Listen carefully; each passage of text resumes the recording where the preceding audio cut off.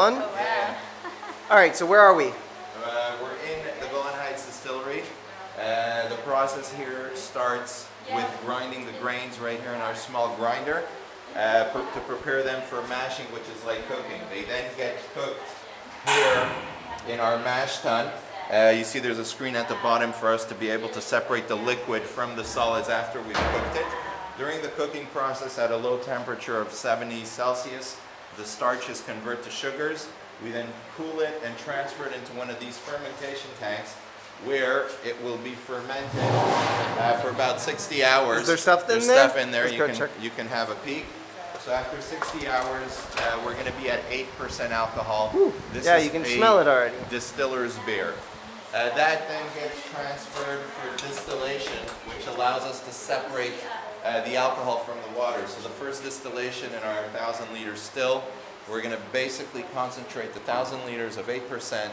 After distillation, we'll be left with 300 liters at 25%, which are called low wines. Low wines go for second distillation, which is divided into 3 portions: heads, hearts, and tails. The heads have methanol, acetone, things we don't want to drink, which we remove. The hearts is what goes into a barrel or a bottle. And the tails taste too funky. We distill them and we recycle them. So every time we start with 300 liters, we also add our tails. The heart then goes to our barrel area. Hello, kitten.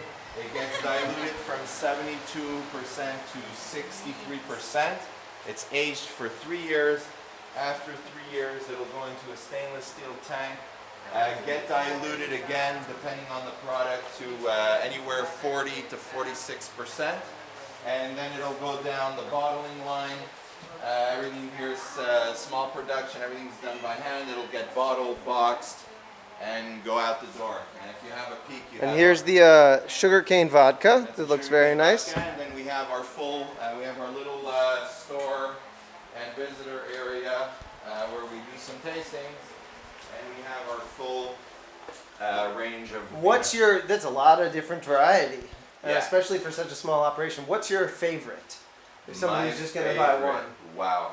Right now my favorite is the cask strength. So this is barreled straight from the barrel at 61.9 Golani Black, which we bottled for Whiskey Live. This is right now, we'll say my fight is between these two, the single malt, single cask, and the Golani Black. Golani Black's got a bit more of a bourbon-y profile. This is more of a Scotch single malt profile. And what is this clear?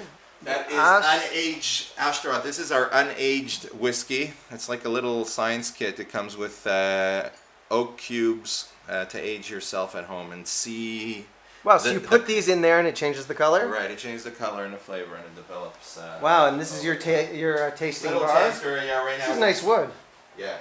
And this is a model of one of those. Exactly. So when I do little whiskey talks outside of the distillery, I bring this with me to kind of show them how we do it. So, and this is the only whiskey that's natively produced from the soil to the bottle in Israel or in the Golan? No. So first of all, there's another place in the Golan. Right now, there's 3 or 4 distilleries that are right now. We're the only ones that have a full line of product that's continuous and on the shelves all the time. Not everything is from ground. You talked about from ground to bottle. So part of our grain is local, but some of the grain does come from outside, just because not all the local grain is suitable for alcohol making. But we'll say whenever we can use local, we do. And there's actually kibbutz team working on the rest of the grains as well. But yeah, I'll say at this stage we have a full line of product that's been on the shelves for over 2 years. So we're moving forward nicely. And what's your name? My name is David Zibel. And this is actually, if I recall correctly, brewing and distillery runs in your family. We found back roots to the absinthe side of things. So I do make 2 styles of absinthe. So after I made it, we found that my great-great-grandmother had an absinthe bar in the north of France.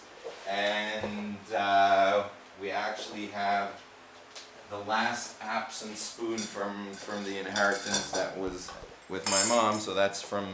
Wow, and this was they put sugar on it or something? Yeah, they put a sugar and drizzle some ice cold water over the sugar. So this is the original spoon from my great-great-grandmother's place. and we replicated it, and now, I mean, that's Oh, a, wow, that's and a then spoon, these are that's the- the spoon we sell here for absent fans. And how does somebody who's watching purchase from you? You can purchase on our Facebook page. So Golan Heights Distillery, there's a store you can purchase. We ship worldwide. Have some difficulty shipping to Canada, so anywhere besides Canada. Okay. But that's it. Yeah. Excellent. Thank you. You're welcome.